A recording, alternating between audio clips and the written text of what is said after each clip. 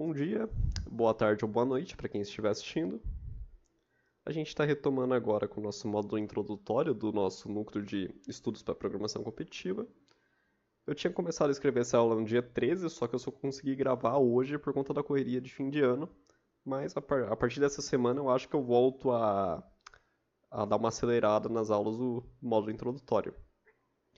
Aqui a gente está retomando com a nossa aula 01, que é a introdução ao C++, em que a gente vai falar um pouquinho sobre a linguagem, entrada e saída de dados, bem rapidinho, e os tipos de dados de variáveis que a gente aceita. Falando um pouquinho sobre a introdução ao C++, ele foi desenvolvido em 1983 pelo Bjarne Stroustrup. Inicialmente ele era nomeado como C with Classes. Por quê?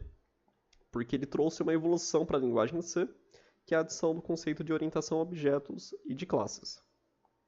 Posteriormente, ele teve esse nome trocado, adicionando esse mais no final, para indicar essa ideia de evolução, porque a adição que teve para a linguagem C não foi só a orientação a objeto, ou esse conceito de classes. Teve outras evoluções também, como templates, tratamento de exceções, e o nosso principal, nosso queridinho para as maratonas de programação, que é a STL, que é a Standard Template Library. Fica aí a dúvida no ar, por que usa o C++ nas maratonas de programação competitiva? Dois motivos principais. A nossa STL, que a gente vai falar mais para frente, que eu citei no slide anterior, e a velocidade de processamento da linguagem, que é absurdamente mais rápida do que as outras linguagens existentes que são utilizadas nas maratonas de programação, que são o Python, o Java e a linguagem C. Tem o Kotlin também, mas está ali. Kotlin e Java é quase que a mesma coisa. A STL, que a gente cita bastante, ela traz algoritmos prontos e estruturas de dados que na linguagem C, C++ a gente chama de containers, já abstraídas, ou seja, está pronto ali para ser utilizado. Coloquei aqui de detalhe que, para o módulo introdutório, a gente vai escrever pelo menos uma vez cada algoritmo que a gente for utilizar na unha. Por quê? A STL não tem todos os algoritmos que são essenciais para a gente nas maratonas de programação. Por exemplo, algoritmos de busca em grafos, eles não existem na STL. Você tem que escrever do zero. Então, se você não compreende, também tem a questão de como se você não compreende como que aquele algoritmo está funcionando, não faz muito sentido você utilizar ele. Por exemplo, não faz sentido eu usar uma busca binária, sendo que eu não sei o que é uma busca binária. Não sei como que funciona, como que é o código por trás. Esse aqui é um slidezinho que eu coloquei alguns dados da final brasileira da Maratona SBC de 2024. São os dados de submissões, ou seja, são as tentativas de resolução dos problemas que os participantes enviaram para o juiz online. O C++ você pode ver que ele está absurdamente dominante, com 93% das submissões, o que equivale a 716 submissões. E em segundo lugar tem o Python. Python 3 com 55 submissões, que é só 7%.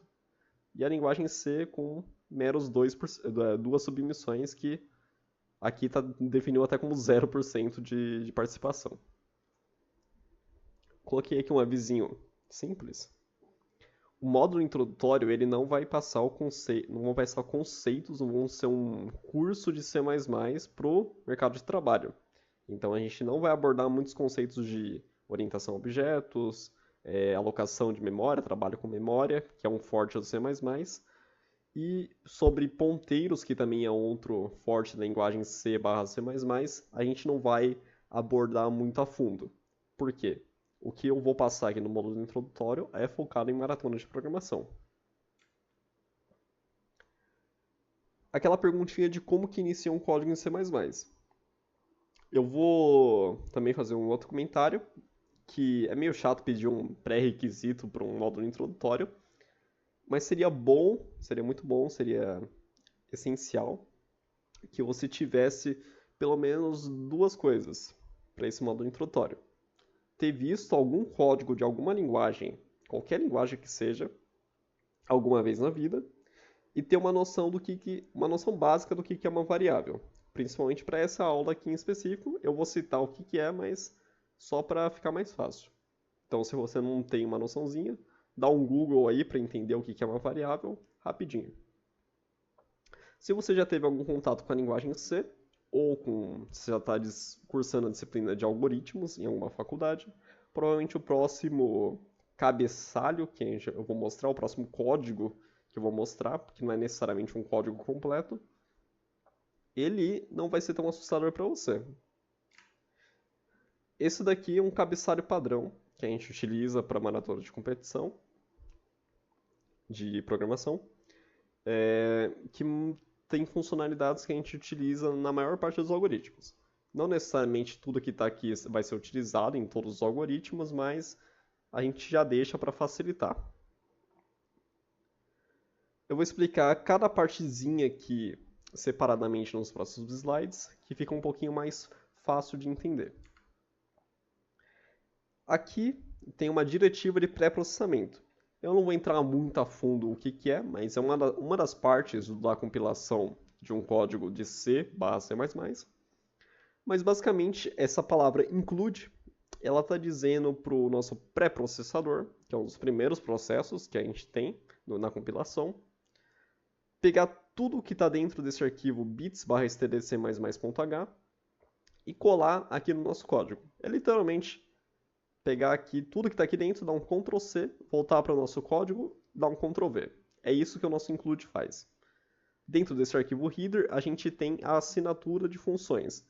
Basicamente, a assinatura de função é para você passar para o nosso código que você vai utilizar alguma das funções que estão lá.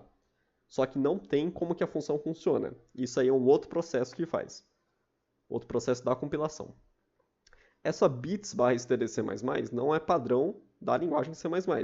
Ela é se eu não estou enganado, é um compilado de vários arquivos headers do GNU, que é para facilitar, ao invés de eu ter que colocar vários includes, aqui eu coloco só o bits/stdc++ e facilita o meu processo. Na linguagem C, se você já utilizou ela alguma vez, você usava stdio.h como padrão em qualquer código que você ia utilizar. Por quê? Eles tinham funções de entrada, scanf, e saída, printf, que é para você receber dados pelo teclado e para você mostrar dados na tela no nosso console. Logo abaixo a gente tem o using namespace std, que basicamente é para você falar que do nosso arquivo bits/stdc++, eu quero utilizar um namespace, que é basicamente uma divisão naquele código, chamado std. Ou seja, isso aqui evita de eu ter que ficar passando Eu vou mostrar quando a gente for para o código, mas tem que ficar escrevendo std, dois pontos, e a nossa função. O nosso código ele já está assumindo que toda função externa que eu for chamar, eu quero usar esse espacinho std. Logo abaixo vem, de novo, diretivas de pré-processamento, chamadas define, que é uma diretiva de pré-processamento que cria macros. Também, é muito parecido com a include. Ela pega um código, ela pega um texto e substitui por outro. Toda vez que o nosso pré-processador achar esse texto fashio, ele vai substituir por todo esse texto gigantesco aqui. Toda vez que ele achar endl, ele vai substituir por aspas simples /n aspas simples. Toda vez que achar f, vai substituir por first. É basicamente isso que faz, é substituir literalmente o texto. Isso aqui é para quando a gente quer utilizar códigos que são muito grandes ou são muito extensos e ao invés de a gente ter que escrever toda vez aquele código gigantesco, a gente chama uma palavrinha simples para facilitar a nossa escrita. Abaixo a gente tem um typedef, que é uma palavra reservada que serve para criar um apelido para um tipo de dado. Ou seja, eu estou dando um apelido LL para o tipo de dado long. Mais para frente, quando a gente for utilizando, eu retomo essa explicação e fica um pouquinho mais fácil de entender. Abaixo a gente tem constantes globais. Quando a gente for falar de escopo, vai ficar um pouquinho mais claro o que é uma variável / constante global e uma variável / constante de um escopo específico, uma local. Mas basicamente eu estou criando constantes globais que podem ser utilizadas em qualquer parte do código. Uma com apelido inf e outra com apelido linf. A primeira é do tipo int e a segunda é do tipo long. Essas constantes servem para salvar valores que seriam equivalentes ao infinito. Não necessariamente ao infinito, mas são valores muito grandes que a gente assume como se fosse um infinito. Aqui é utilizando a nossa macro que a gente definiu aqui atrás, a fastU. Ou seja, quando o nosso pré-processador chegar e encontrar esse textinho aqui, ele vai substituir por toda essa linha aqui, igual eu tinha dito. Avançando um pouquinho, falando sobre os tipos de dados em C++, evidentemente que isso aqui não é só do C++. O que eu vou falar aqui são dos tipos chamados os tipos primitivos, que são os tipos de dados que existem em quase 100% das linguagens de programação. São eles o int, o float, o double, o char e o boolean. O tipo int ele é o tipo inteiro, que assim como na matemática são os tipos de dados que armazenam números negativos e positivos sem casas decimais, ou seja, 1, 2, 0, -4, 3 e assim por diante. Float e double são dados com ponto flutuante, ou seja, eles assumem casa decimal. Você pode ter números depois da vírgula, ou depois do ponto, porque está no padrão americano aqui. Eu coloquei aqui alguns exemplos, -4.321, 0,3902, 1.0003 e assim vai. Tem esse comentário aqui sobre os dígitos significativos, porém isso aqui é só uma aproximação. Dígitos significativos são aqueles que ignoram valores que são irrelevantes para o número final. Tipo, pegar aqui o exemplo do 1.003. Qualquer zero que esteja depois do 3 aqui, ele é irrelevante, porque não muda o valor. E, por exemplo, esse caso aqui no -4. Qualquer zero que tivesse à esquerda do 4, ele é irrelevante, porque é aquele famoso zero à esquerda na matemática. Porém, eles seguem o padrão IEEE 754. Tem um vídeo que eu coloquei linkado aqui no slide sobre esse padrão. Dê uma lida nesse vídeo, dê uma estudada nesse vídeo, porque ele é um pouquinho importante para o nosso conhecimento geral de como que funciona o tipo float e o tipo double. Que a maneira que eles são armazenados tem lá um tipo em específico que tem a mantissa, tem as casas decimais e tudo mais. Temos o tipo char, que são os dados que armazenam caracteres, ou seja, letras, ou caracteres especiais, que é o A, B, C maiúsculo, C minúsculo, X minúsculo, barra, colchete, chaves, aspas simples, e aí vai. Para as maratonas de programação, a gente usa uma coisinha chamada tabela ASCII, que é uma tabela que associa números com caracteres. Temos o tipo boolean, que é o tipo booleano aqui, com a palavrinha-chave bool. Ele tem dois valores possíveis. Ele é um dado mais simplesinho de se entender. Ele armazena se algo é verdadeiro ou se algo é falso. Se algo está ligado ou desligado. E o tipo string, que apesar de não ser um tipo primitivo, no C++ ele vem com uma facilidade de uso, que é um tipo de dado que armazena cadeias de caracteres, ou simplesmente palavras, expressões, frases. Aqui coloquei simplesmente palavras, mas poderia ser expressões, frases, tudo mais. Aqui é um tipo Olá Mundo, que é o famoso Hello World que a gente utiliza na maior parte das linguagens.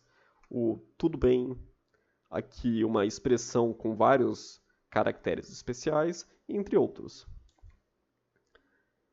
Aqui eu coloquei 3 links muito importantes. Um do vídeo falando sobre como funciona os pontos flutuantes no padrão IEEE 754, que é muito legal esse vídeo. Falando sobre o limite dos tipos de dados, ou seja, qual é o maior valor e qual é o menor valor que eu posso armazenar em cada tipo de dado. Tem esse alcance. Alguns modificadores dos tipos de dados, ou seja, quando eu quero trabalhar com os valores com sinal, ou seja, positivo barra negativo. Sem sinal, só os positivos. Quando eu quero diminuir o alcance do meu tipo de dado, ou seja, eu não preciso de todo aquele alcance, eu não quero que ele ocupe tanto espaço na memória. Eu uso a palavrinha short. E o nosso long barra long long, que você viu anteriormente o long long sendo utilizado, ele é uma palavrinha modificadora também, que é esse linkzinho aqui. Como é uma explicação um pouquinho extensa, eu acabei não colocando nessa aula. Agora vamos para o código que fica um pouquinho mais intuitivo de você entender o que são essas coisas que a gente viu. Aqui eu estava fazendo alguns testes, eu vou apagar. Lembra que, fazendo uma recapitulação do que é uma variável. Uma variável, ela tem duas partes. Não duas partes, mas dois conceitinhos. Ela tem um tipo de dado e um apelido que a gente utiliza para se referenciar essa variável. Ou seja, a variável ela é uma caixinha, um espacinho da memória RAM, que a gente reserva ali para armazenar um tipo de dado específico, que são aqueles tipos que a gente citou. Int, float, char, boolean, tudo mais. E um apelido que é para, ao invés de eu ter que passar o endereço de memória, eu passo o nosso apelido que a gente está vendo. Então, ao invés de eu passar isso daqui para as nossas funções do C e das outras linguagens de programação, eu passo um apelido que é um pouquinho mais amigável para a gente, tipo idade. Vou mostrar isso aqui no código. Se você já teve contato com a linguagem C, é literalmente a mesma coisa. É basicamente a mesma coisa. Int idade. Eu estou definindo uma variável, um espacinho na nossa memória RAM, com o tipo de dado int, ou seja, aquele espaço só permite armazenar inteiros. Eu estou dando um apelido para aquele espacinho, ou seja, toda vez que eu falar idade, toda vez que eu escrever idade aqui nas nossas funções, eu estou me referindo àquele espaço de memória. Um tipo de dado peso, que permite armazenar um tipo de dado do tipo float, e está dando esse apelidinho peso. Char sexo. Ou seja, eu estou reservando um espacinho que só permite o tipo char, e eu estou passando o apelido sexo. Ou seja, aqui eu consigo armazenar se é feminino ou masculino. Aqui eu poderia armazenar o peso da pessoa, então tipo 32,50, sem as aspas, obviamente. Se a pessoa pesa 40,78. E a idade, ou seja, 12, 10, 19, 30. Aqui permitiria menos 40, por exemplo, apesar de não fazer sentido. Aí que vem aquela pegadinha, não pegadinha, né, mas aquele detalhe que eu coloquei para vocês estudarem, que eu poderia usar um signed int, e eu até poderia usar um signed short int, ou seja, por quê? Porque o limite, se vocês forem ver esses links que eu coloquei, o limite do int, ele vai a 2 bilhões, 2 bilhões ou 2 milhões, eu não lembro exatamente, que é 2 elevado a 32, que é um valor absurdamente alto. Ou seja, eu não preciso, para definir uma idade de uma pessoa, eu não preciso de um número tão grande assim. Ninguém tem 2 milhões de anos. Ou seja, eu poderia usar um short para simplificar, para limitar esse tamanho do nosso int. E um signed porque ninguém tem idade negativa. Tipo, para nossa regra de negócio aqui, para o nosso código, não faria sentido ter uma idade negativa. Mas vamos colocar aqui com tipo simples, para ficar mais fácil. Recapitulando aqui um pouquinho, eu queria mostrar para vocês aquilo que eu falei que tem nos nossos arquivos headers. Eles têm a assinatura de funções. Aqui o namespace que eu citei, que é aquele espacinho, que a gente tem que usar para falar que eu estou usando esse espacinho aqui, eu estou me referindo a esse espaço. Apesar que aqui só tem um namespace, mas tanto faz. Aqui eles têm a assinatura das funções. No nosso... A gente utilizava no C o stdio.h. Como você pode ver aqui, também tem toda a assinatura de funções. O equivalente ao stdio.h da linguagem C é esse IOStream, que tem as funções de entrada e saída de dados, que é o nosso cin e o nosso cout, que é o nosso scanf aqui e o nosso printf. Aqui não tem, se você vê, não tem nenhum código que dê a entender de como que essas funções funcionam. Por isso que a gente fala que é só a assinatura da função, ou seja, aqui ele está falando que essa função tem uma definição externa. O jeito que ela funciona não está nesse código, ele está no código externo. Se eu não estou enganado, é assim que funciona essa palavra-chave. Mas o nosso bits by stdc, ele agrupa vários desses includes aqui. Ao invés de eu ter que escrever vários desses, eu uso o nosso bits by stdc.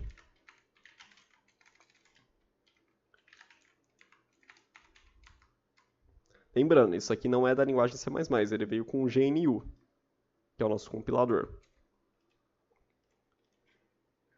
Agora, fazendo bem rapidinho aqui, como isso daqui vai ser repetitivo nas aulas, como que eu recebo um dado que o usuário vai digitar no teclado? Eu chamo o nosso cin e passo qual que é a variável que eu quero armazenar o dado que o usuário vai digitar. Sempre com as setinhas, isso aqui é obrigatório, é da sintaxe da função, com as setinhas apontando para a variável. Seria o nosso scanf da linguagem C, que a gente precisava fazer todo esse detalhezinho aqui, ó. Scanf, %i, passava o i comercial, que era para falar que estou me referindo ao endereço de memória da variável idade. O C++ ele veio e simplificou desse jeito aqui. E o nosso cout, que serve para imprimir a variável. De novo, também tem o /n lá da linguagem C igual. Só que como a gente definiu uma macro para isso, ó, o endline, a gente poderia utilizar aqui caso ache mais conveniente, caso ache mais fácil do que ter que ficar digitando aspas, /n. De novo, recapitulando aqui o que eu fiz. Eu fiz o equivalente numa linguagem C disso daqui.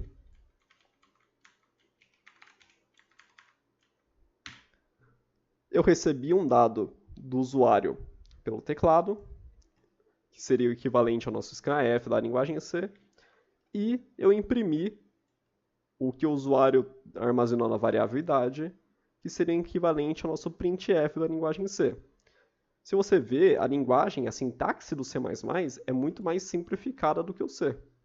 Que eu não precisei passar que eu estou imprimindo ou que eu estou recebendo um tipo inteiro. A própria função já fez isso para mim, que já definiu que eu estou recebendo um inteiro e que eu estou armazenando uma variável inteira. Isso daqui permite que a gente faça certas coisas com mais facilidade. Então, estou imprimindo uma variável inteira. Sempre que eu quero imprimir várias coisas, no cout a gente separa com as setinhas. O mesmo equivale para o cin aqui. Ou seja, se eu quero receber idade, peso e sexo, a nossa função ela vai entender.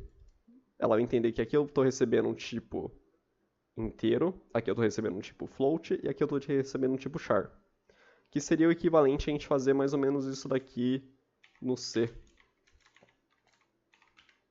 Seria o equivalente a fazer mais ou menos isso daqui na linguagem C.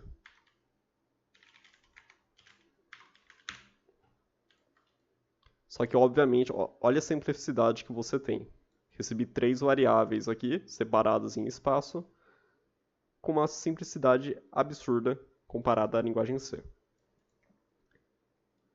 Ou seja, eu estou imprimindo uma variável inteira aqui. Vamos ver como que vai funcionar. Deixa eu só tirar essa linha de código. O CIN está sendo recebido aqui, que seria o nosso scanf da linguagem C. E eu estou imprimindo uma variável inteira.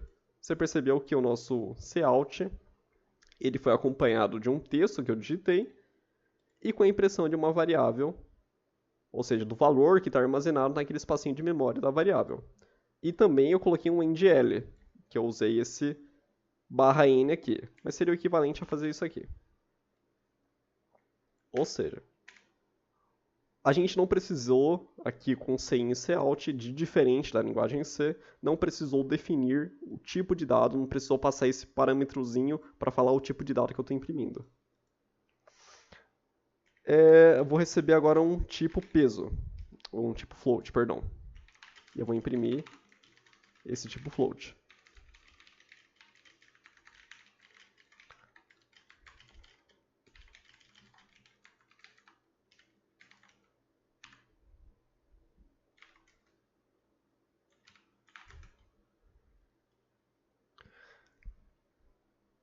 Eu vou explicar o que aconteceu aqui. Aconteceu um pequeno, não um pequeno erro, mas um pequeno detalhe por causa de uma das macros que a gente recebeu, que você viu que eu precisei digitar as duas variáveis para imprimir. Isso daqui, em alguns algoritmos, alguns problemas de maratonas de programação, podem dar algum erro, que é por causa desse cin.tai aqui, que vai ser na próxima aula que eu vou explicar sobre a entrada e saída rápida de dados. Mas basicamente é porque não limpou o flush, mas vou deixar para a próxima aula.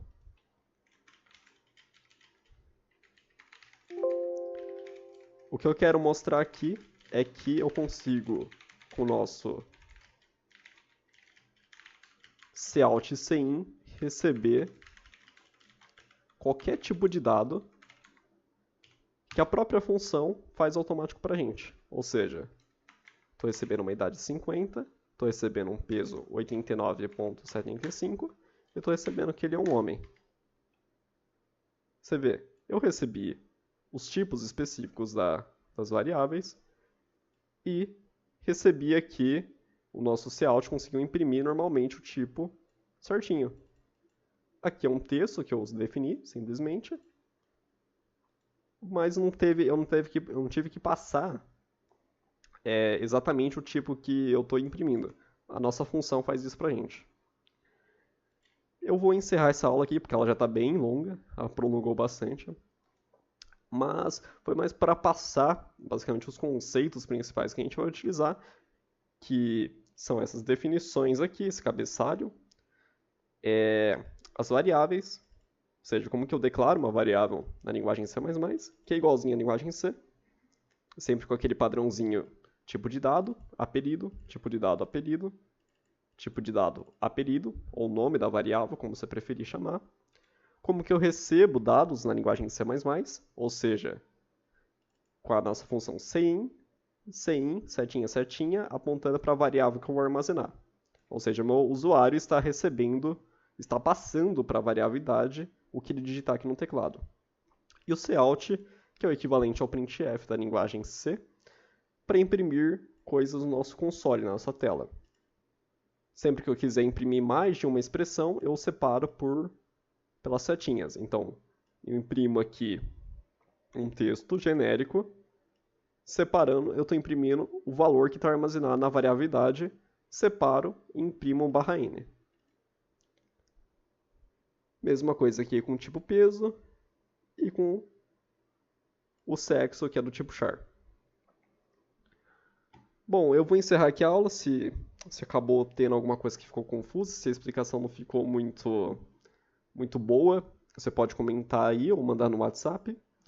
Que, como a aula se alongou bastante, ela misturou a parte introdutória, um pouquinho de história, de como que funciona, e acabou misturando também com essa introduçãozinha de como que eu defino as variáveis, eu acho que acaba ficando um pouquinho alongada demais. Então pode dar um pouquinho de confusão para quem está vendo. Mas qualquer dúvida que você tiver, é só falar que a gente resolve rapidinho para você. A gente responde rapidinho. Bom, a próxima aula, aqui no nosso planejamento. Deixa eu só ver. Rapidinho. A próxima aula seria sobre a entrada e saída rápidas e posteriormente já falando sobre os operadores matemáticos. Eu não vou colocar nenhum desafio aqui para essa aula porque não faz nem muito sentido, que não tem muito conteúdo ainda para ter um desafio legalzinho. Mas para a aula 1.1 e a aula 2, que é de entrada e saída rápidas e operadores matemáticos, dê uma estudada sobre o que é uma variável, o que é uma constante, e vá fazendo alguns testes aqui com o CIN e Cout para você ter um pouquinho mais de familiaridade de como que recebe dados e imprime dados na tela. Fechou? Estou encerrando aqui a aula e até a próxima.